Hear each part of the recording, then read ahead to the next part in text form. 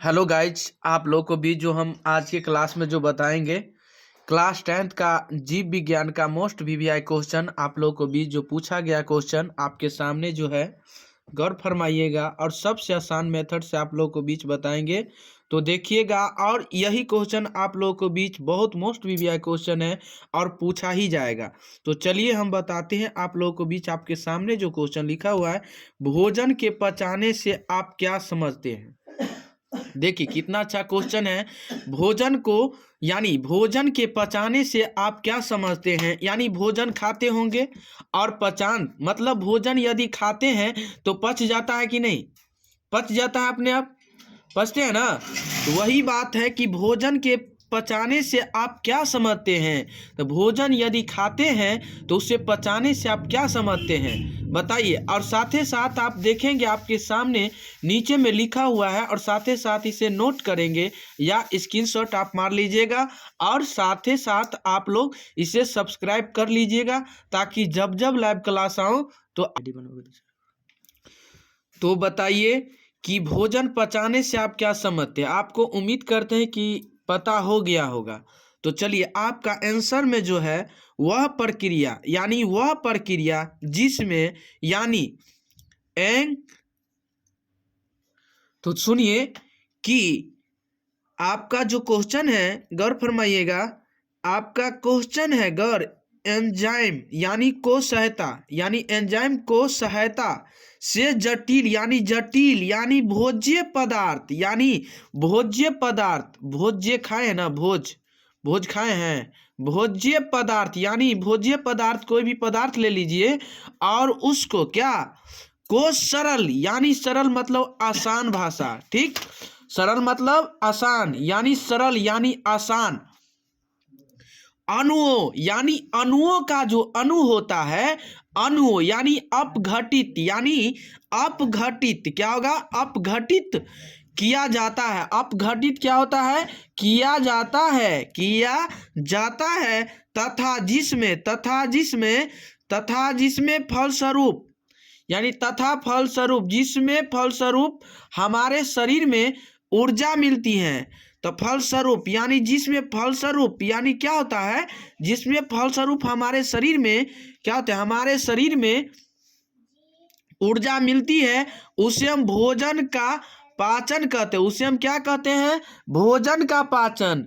आपको याद हो गया कि भोजन का पाचन किसे कहते हैं, बोलिए तो भोजन का पाचन किसे कहते हैं, जो वह प्रक्रिया जिसमें एंजाइम को सहायता से जटिल भोज्य पदार्थ को सरल अणुओं अपघटित किया जाता है जिसमें फलस्वरूप हमारे शरीर में ऊर्जा मिलती है उसे भोजन का पाचन कहलाती है। याद हो गया। चलिए अगले नंबर क्वेश्चन आप लोगों को बीच है, गौर फरमाइएगा।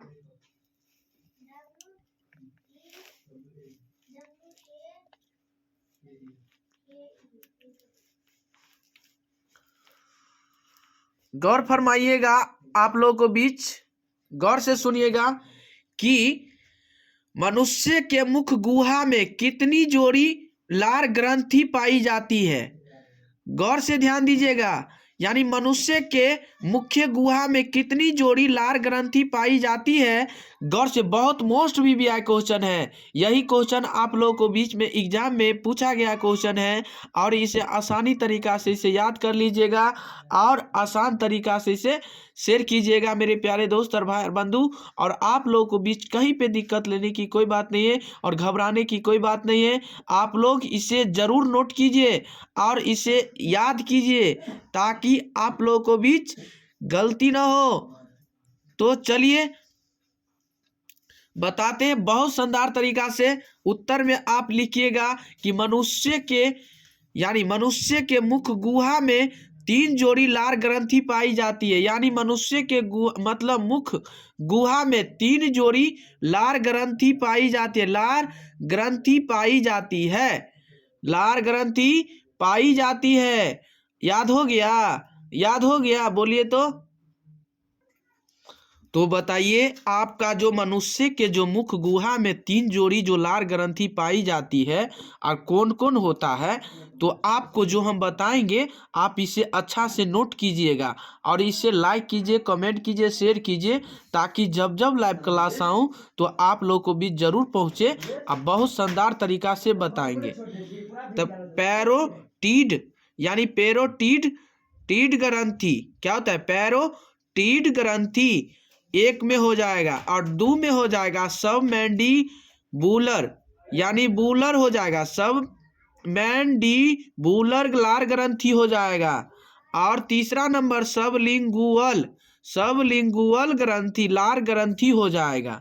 याद हो गया? उम्मीद करते हैं कि आपको याद हो गया होगा। ठीक, याद हो गया ना?